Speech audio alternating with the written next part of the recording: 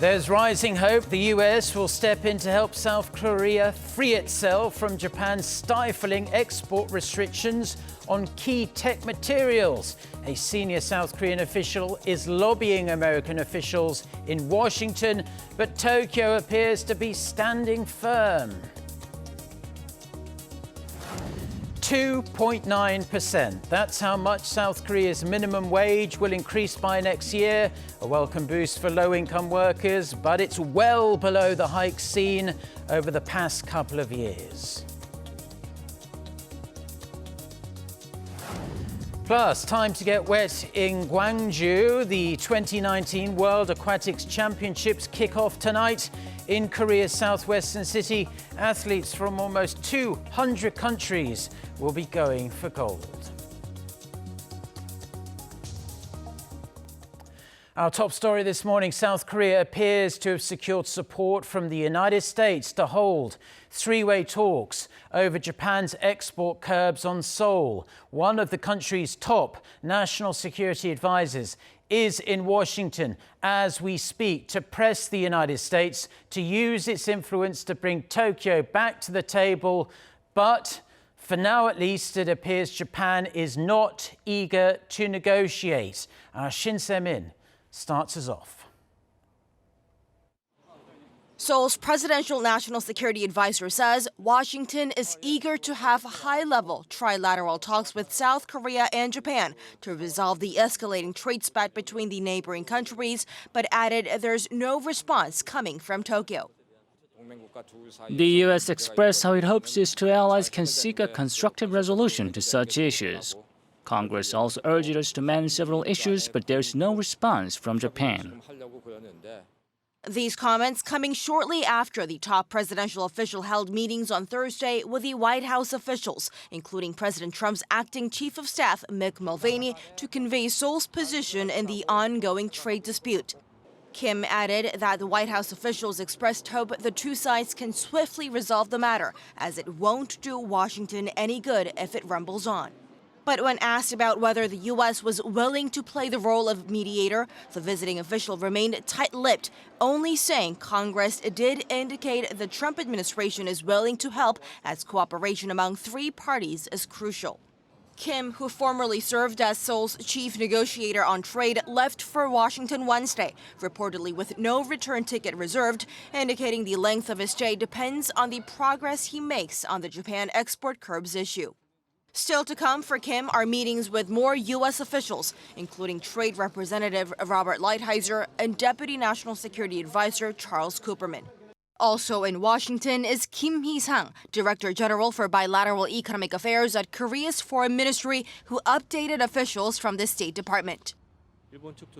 We have thoroughly explained the problems with what Japan is doing, how that could influence U.S. and global economies, and how it could all hurt security cooperation among South Korea, the U.S. and Japan. Seoul's efforts to spell out its position to major countries will continue, with Trade Minister Yoo Myung-hee also due for a meeting with Washington's trade representative next week. Shin Se-min, Arirang News.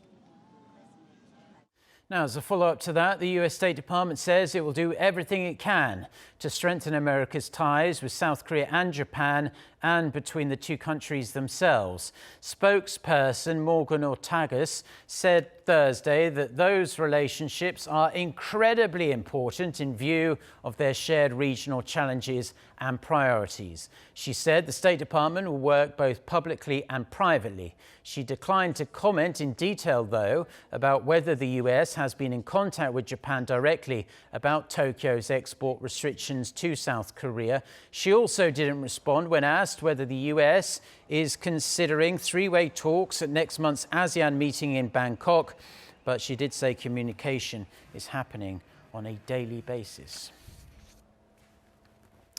Now, could today be the day for a breakthrough? The first substantive talks between South Korea and Japan since Tokyo slapped export curbs on Seoul will take place in the Japanese capital in the coming hours, slightly over a week after Japan imposed those restrictions. It's expected South Korean officials will press their Japanese counterparts to tell them why they took such extreme steps.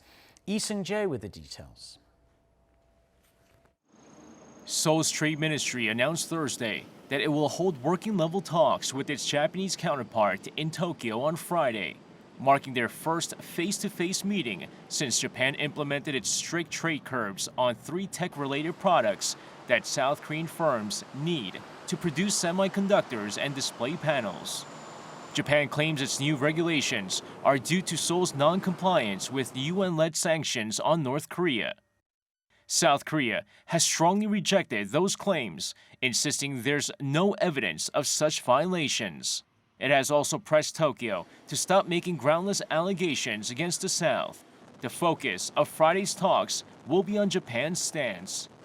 Several Japanese media outlets have also accused Seoul of breaching sanctions on North Korea. The Sankei Shimbun newspaper said the management of strategic materials in South Korea has been poor, claiming it illegally exported Japanese-produced materials to North Korea that could be used to make weapons of mass destruction.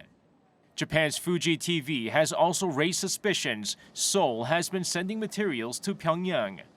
The South Korean government says Japan is the only country that has an issue with Seoul's export control system, adding its management is among the best in the world.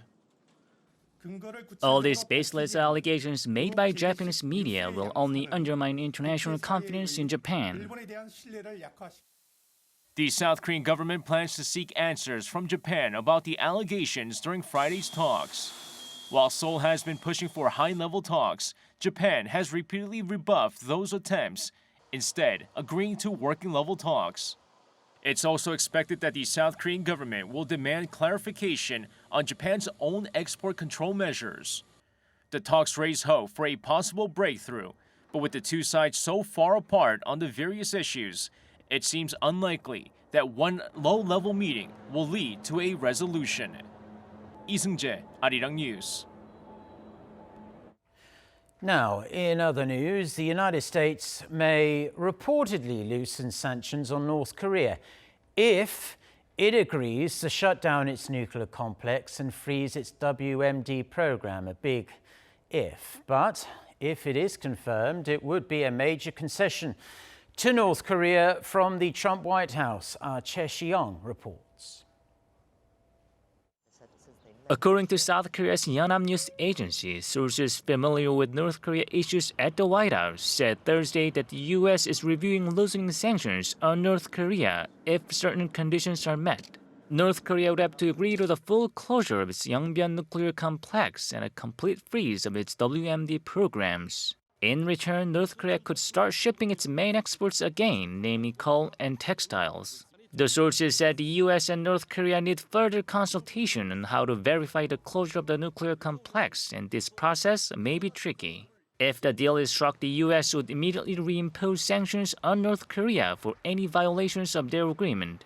The sources also said the U.S. is reviewing a peace declaration, which is not a treaty but an official recognition that the U.S. and North Korea are no longer in a state of armed hostility. It would also mean the de facto end of the Korean War. Also under consideration is establishing a liaison office between the two countries. The sources explained the office could help retrieve American war remains in North Korea. The sources noted the Trump administration is open to many ideas on North Korea's denuclearization. Che Xiong, Arirang News.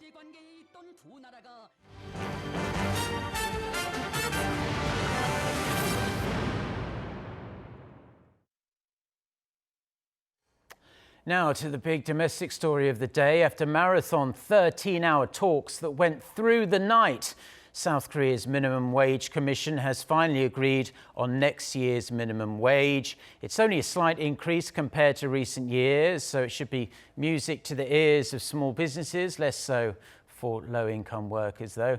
To tell us more, we have our Lee Min-sun on the line. So, Min-sun, give us the details. Hi, Mark. South Korea's Minimum Wage Commission has set next year's minimum wage at 8,590 Korean won. That's approximately $7.30 an hour. It's a mere 2.9% increase from the current rate of 8,350 Korean won, just over $7 US. It's the smallest increase since 2010 and the first time the rate of increase has been in the single-digit percentage range since President Moon Jae-in took office. It shows the pace of hikes is slowing amid the economic slowdown in South Korea. It also means the Moon administration has failed on one of its major pledges, namely to hike the minimum wage to 10,000 won, or about $8.50 an hour by 2020. The increase for 2018 was a whopping 16.4%, the sharpest rise in 17 years, and 10.9% this year. The decision was made around dawn on Friday through a vote by commission after a marathon meeting. The labor sector initially proposed 10,000 won and the business sector 8,000 won. And after the negotiations, the commission voted on the final proportions to adopt the business sector's proposal. After the commission's vote, labor representatives released a statement slamming the decision, calling it a disaster. On the other hand, the business sector was happy and described it as an inevitable choice to minimize the side effects that could arise from another sudden hike. They also said they hoped it would help revitalize economy and reduce the burden on mom-and-pop stores and small and mid-sized companies. The decision will be finalized by the Ministry of Employment and Labor on August 5th. Once the finalized minimum wage is notified, it will take effect from January 1st next year. Before the official notification is made, labor or business sectors can lodge objections. The Labor Ministry can also ask Minimum Wage Commission to reconsider its decision if objection is considered reasonable. That's all from me. Back to you, Mark. Okay, Min-sun, thank you very much for that report, and we'll keep you up to date on the reaction to that slight rise to the minimum wage next year. Now, staying with economic news, and South Korea's export and import prices fell for the first time in 5 months in June. The Bank of Korea says the export price index came to 100.95 in June. That's down more than 2% from May due to the stronger local currency. The $1 exchange rate rose 0.6% on month to 1,176 won against the greenback. The export prices of electronic goods and petrochemical goods fell sharply. Import prices dropped more than 3% on month in June, mainly on lower global oil prices. South Korea's benchmark Dubai crude oil prices, they slumped 11% on month to around $62 a barrel in June. Shifting gears now, and the FINA Games begin this evening in Gwangju. The eyes of the swimming world will be on Korea's southwestern city as the Gwangju 2019 World Aquatics Championships burst into life. Over 2,500 athletes from almost 200 countries are in town for the 17-day event, and the global media is also getting adjusted to their new surroundings for the next couple of weeks or so. Our Won Jung-hwan reports from Gwangju. The time is now for top-tier swimmers to show the world what they're made of. Staff members inside the International Broadcasting Center are busy setting up their equipment and making other preparations for the highly anticipated summer sporting event, which begins with the opening ceremony on Friday. Carefully checking their equipment and running systems diagnostics, people working inside the IBC have an important role to play. The task of sending all the vivid images during the championships out to the global audience. The over 60 global broadcasters that have set up shop in Gwangju are looking forward to covering the event with the help of South Korea's high-speed 5G infrastructure. We are here in South Korea, in total 26 people between technicians and special correspondent, reporter, etc. I know that South Korea is well known for the technology, and so I'm looking forward especially to this. Just outside the IBC, there is a media press center where foreign reporters, photographers, and technicians are busy covering every little detail of Gwangju for the benefit of viewers worldwide. When asked about what they're looking most forward to, they said the upcoming edition of the championships will be a fierce competition between world-class swimmers. The most important thing is this is the last World Championships before the Olympics, Tokyo Olympics next year. So all the athletes must come here and prove the situation about themselves and about the opponents. I think we're going to see some world records getting broken here, and I think what you're going to see is who potentially is going to shine for next year's Olympics. So this plays a big role in us. And expectations were not limited only to the swimming competition itself. So other than enjoying this beautiful new facility where the expansion took place and the outdoor swimming pools, I think the biggest thing I've ever recommended to them is make sure they have some Korean food, which I think is known as Hanguk umchik here locally. Whether it's the new world records, amazing facilities, or the delicious Korean food, visitors will get an experience to remember at the biggest competition in the FINA's history. 원정환, 아리랑 뉴스, 광주.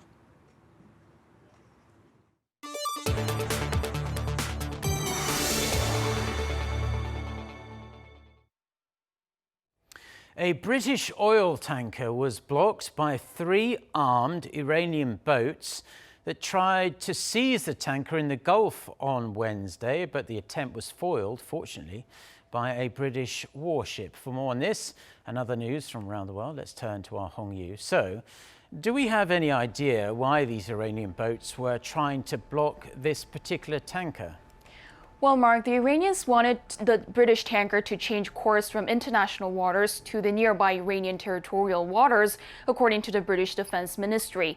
Thankfully, physical confrontation was avoided as a British warship was escorting the tanker at the time, and it successfully forced Iranian boats to back off. During their standoff, the British warship gave verbal warnings which made the Iranian boats to turn away. Iran is denying any attempt to stop the tanker. However, this encounter comes after British authorities seized an Iranian Syria-bound oil tanker on suspicions it was violating EU sanctions last Thursday. Iran had warned that UK will see the consequences, and an officer in the Islamic Revolutionary Guards Corps had tweeted that they would take reciprocal action and seize a British oil tanker. The U.S. State Department condemned the alleged Iranian attempt, and the UN Security General Antonio Guterres called for maximum restraint. We commend the actions of the Royal Navy in ensuring freedom of navigation and the free flow of commerce through this critically important waterway. We will continue to work closely with the United Kingdom and our allies to ensure that the Iranian regime's malign activities do not further disrupt international law, maritime security, or global commerce. The latest incident comes amid rising concerns after Iran breached the 2015 nuclear deal, exceeding the stockpile of enriched uranium regulated under the deal. Tropical storm Barry is approaching the Gulf Coast and is expected to land in Louisiana on Saturday. Barry will be the first tropical storm to hit the U.S. this year, according to the National Weather Service. States of emergency have been declared in New Orleans, St. Bernard, and St. Charles, with mandatory evacuations for Jefferson Parish and Plaquemines Parish. These regions will likely see heavy rainfall causing flash flooding, river flooding, and storm surges throughout the weekend. Amazon says it will spend roughly $7,000 per employee on new training initiatives for a third of its U.S. workforce in the next 5 years, including a program to help its workers become more proficient in technologies such as machine learning. The move comes amid a tight labor market and growing fears of widespread job losses due to automation. Part of the program pledges to give about 100,000 of its U.S. workers access to education programs and will cost the company more than $700 million US. Some 25,000 employees have already started the program.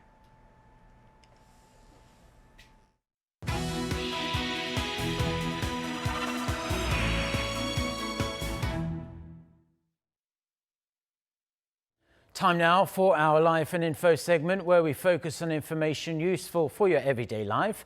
Summer has arrived here in South Korea, and just in time with the scorching heat, swimming pools and various cooling facilities have begun operations. For more on this story, we have our Kim Mo-gyeon in the studio today.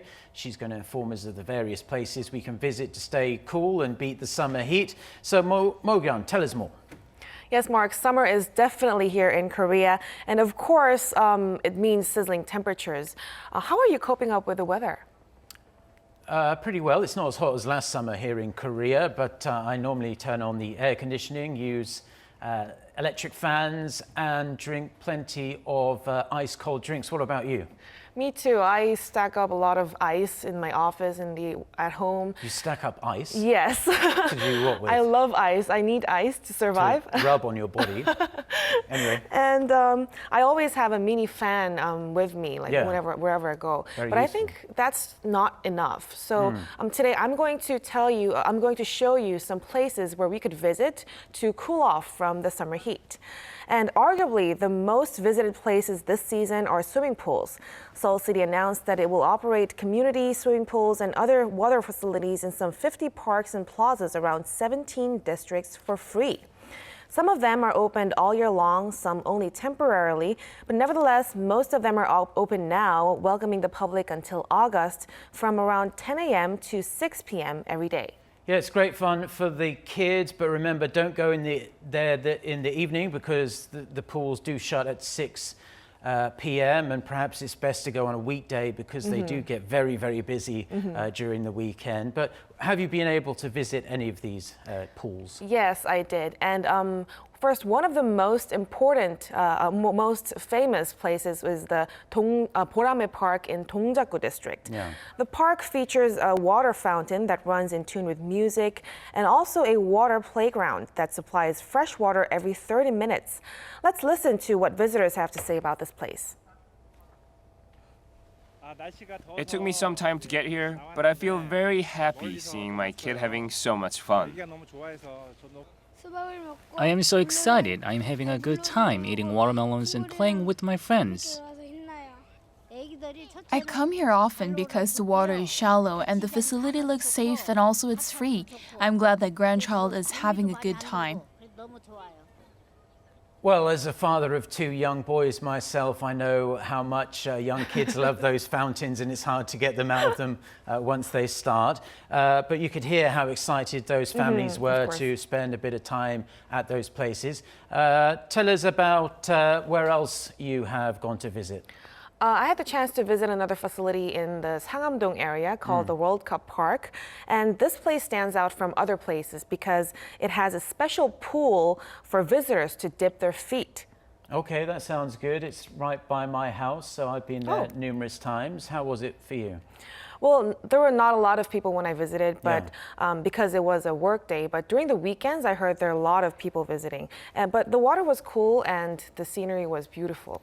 Yeah, it's very nice. Plenty of places to go, and that is generally more quiet than the other parks, I have to say. Tip if anyone is watching.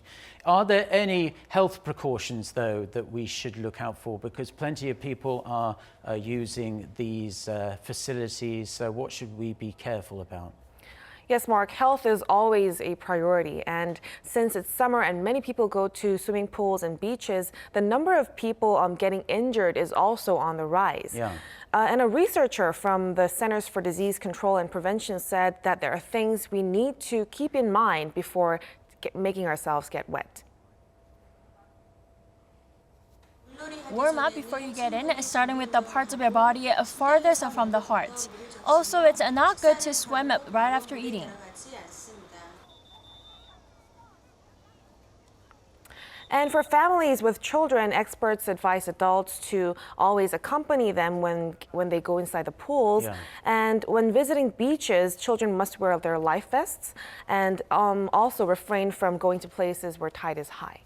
Yeah, it's very true. They have these pools here in Seoul, but a lot of the time there aren't lifeguards there. So if you're taking young children, be sure to keep a very good eye on them. Mo-gyeon, it's a pleasure as always. Thank you for coming in today. Thank you.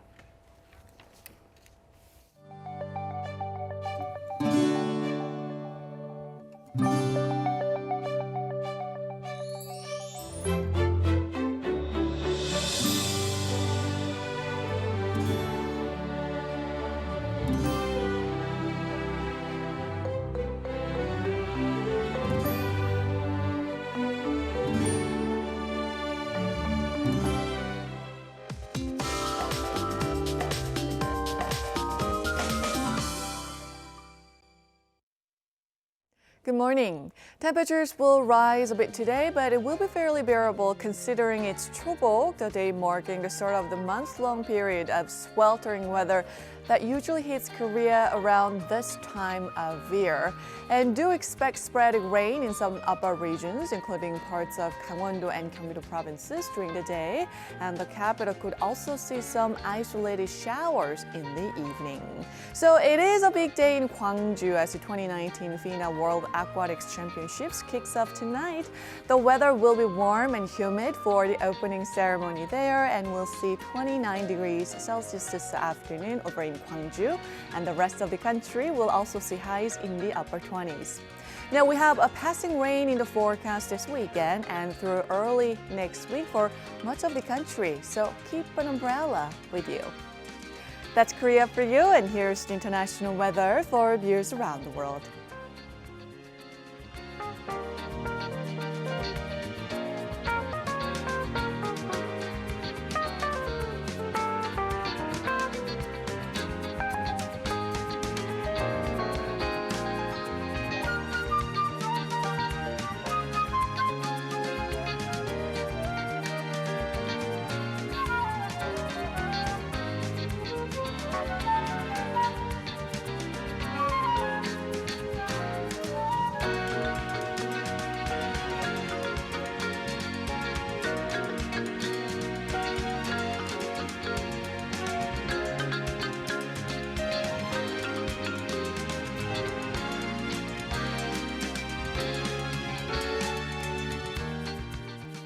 Well, that's all we have for now. If you don't see you, have a wonderful weekend. If you're staying tuned to us, though, our next newscast is at noon Korea time. So until then, goodbye.